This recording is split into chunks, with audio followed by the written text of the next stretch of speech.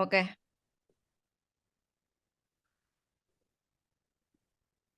Oke. Assalamualaikum warahmatullahi wabarakatuh. Kami dari kelompok 5 akan mempresentasikan cost of quality. Nama saya Sausan Safia Inabek. Nama saya Dinda Syirunisa.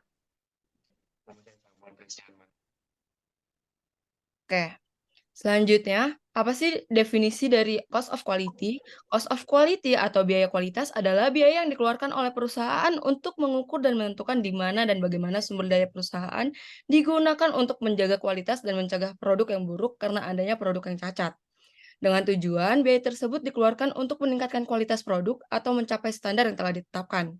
Jadi, segala biaya yang dikeluarkan untuk memenuhi tingkat mutu yang diinginkan dan sebagai metode perbaikan dalam proses dan jaminan kualitas untuk mencegah kegagalan audit internal dan eksternal. Bagaimana cara mengukur COQ? Dalam menentukan biaya kualitas dihitung dari total uang jaminan sebagai presentasi penjualan. Biaya kualitas dibagi menjadi 4 kategori dan dipisahkan menjadi 2 bagian, yaitu biaya kualitas baik dan biaya kualitas buruk. Di antaranya untuk biaya kualitas baik dan kualitas baik ada biaya pencegahan dan biaya penilaian. Sedangkan untuk biaya kualitas buruk ada biaya kegagalan internal dan biaya kegagalan eksternal. Nah, jadi bisa dilihat dalam rumus COQ atau cost of quality itu ada cost of good quality ditambah dengan cost of poor quality, yang dimana cost of good quality ini berisikan tentang prevention cost ditambah dengan arisal cost. Yang cost of poor quality itu ada internal failure cost ditambah dengan external failure cost. Nah, dalam tipe-tipe SEOK yang pertama ini ada cost of good quality atau biaya kualitas baik. Yaitu yang pertama ada prevention cost atau biaya pencegahan. Dalam biaya pencegahan adalah biaya yang dikeluarkan untuk mengurangi dan meminimalisir kerusakan. Biaya pencegahan sebagai penghematan tenaga kerja terorganisir dan biaya produksi. Tujuan dari biaya pencegahan adalah untuk menghindari produk yang berkualitas rendah. Contoh dari prevention cost yaitu yang pertama ada perencanaan kualitas, program pelatihan karyawan, meningkatkan peralatan dan proses, analisis sebab akibat, pemeriksaan kualitas, dan percobaan. Selanjutnya yang kedua dalam cost of good quality itu ada appraisal cost atau biaya penilaian. Dalam biaya penilaian ini adalah biaya yang dikeluarkan untuk mengidentifikasikan barang cacat sebelum produk sampai ke konsumen. Produk harus dilakukan pemeriksaan kualitas profesional dengan memeriksa barang jadi dalam proses persediaan dan bahan baku. Contoh yang bisa dilakukan dalam biaya penilaian ini yang pertama adalah melakukan pemeriksaan dan pengujian bahan baku, yang kedua ada pemeriksaan pada berbagai tahap produksi, yang ketiga ada pemeriksaan produk akhir, dan yang keempat ada inspeksi peralatan, dan yang kelima ada pengujian peralatan. Selanjutnya ada tipe biaya kualitas yang buruk atau cost of poor quality. Yang pertama ini ada internal failure cost atau biaya kegagalan internal. Dalam biaya kegagalan internal ini, biaya yang harus ditanggung oleh perusahaan setelah barang cacat yang telah diidentifikasi sebelum barang tersebut melanjutkan pengiriman. Yang di mana biaya ini meliputi bahan langsung, overhead pabrik, dan tenaga kerja langsung yang berlangsungan dengan proses barang cacat. Contoh yang terdapat ada di biaya kegagalan internal, yaitu yang pertama ada kerugian produksi yang disebabkan oleh downtime, yang kedua ada pengerjaan ulang, yang ketiga ada pembatalan, yang keempat penghentian produksi atau operasi, yang kelima ada produk yang ditolak, yang keenam ada inspeksi ulang atau pengujian ulang, yang ketujuh ada perubahan desain. Dan yang kedua dalam cost of poor quality ada external failure cost atau biaya kegagalan eksternal.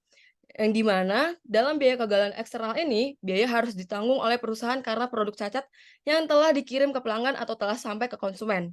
Biaya ini sering dianggap mahal karena menyebabkan perusahaan perusahaan menanggung garansi dan pengembalian yang tinggi serta biaya overhead produksi yang sudah dikeluarkan.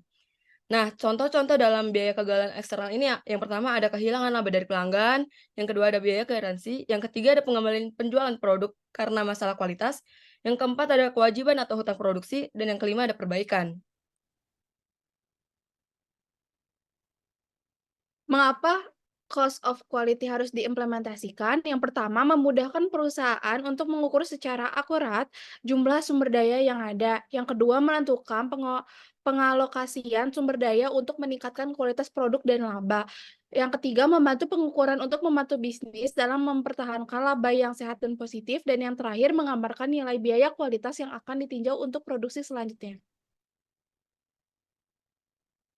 Selanjutnya, manfaat Manfaat cost of quality itu membantu perusahaan untuk mencegah dari keluaran produk yang salah dan kualitas buruk, lalu memecahkan masalah untuk melakukan analisis biaya dan manfaat pada peningkatan kualitas dan proses, lalu mengevaluasi kinerja kualitas pada suatu titik, dan terakhir mengevaluasi dampak kegagalan dan dapat menilai suatu dengan hal yang terjadi.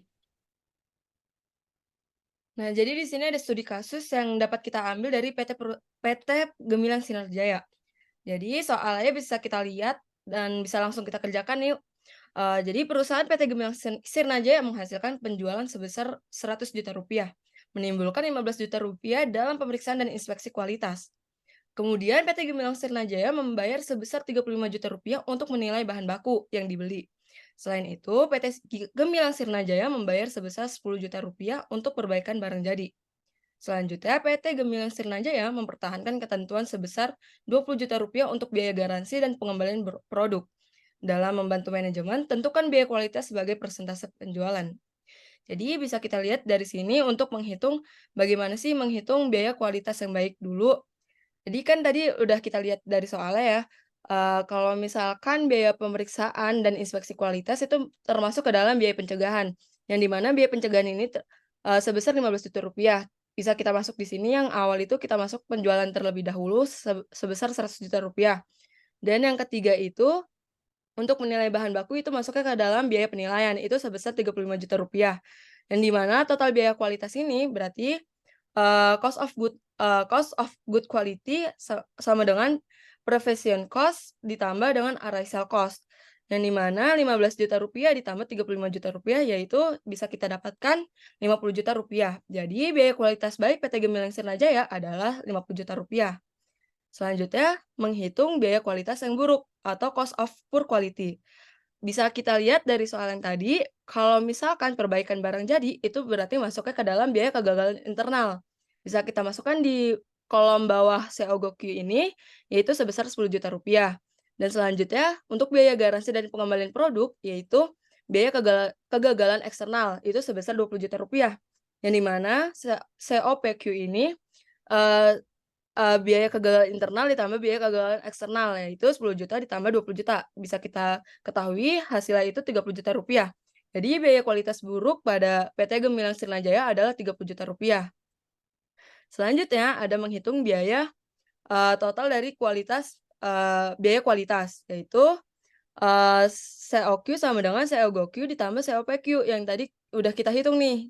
50 juta ditambah 30 juta, hasilnya ketahuan adalah 80 juta. Jadi biaya kualitas pada PT Gemilang Sirnajaya adalah Rp80 juta. Dan selanjutnya untuk mengetahui biaya kualitas dari persentase penjualan itu, yaitu COQ yang 80 juta ini dibagi dengan hasil penjualan, yaitu sebesar 100 juta. Bisa kita ketahui bahwa hasilnya adalah 0,8.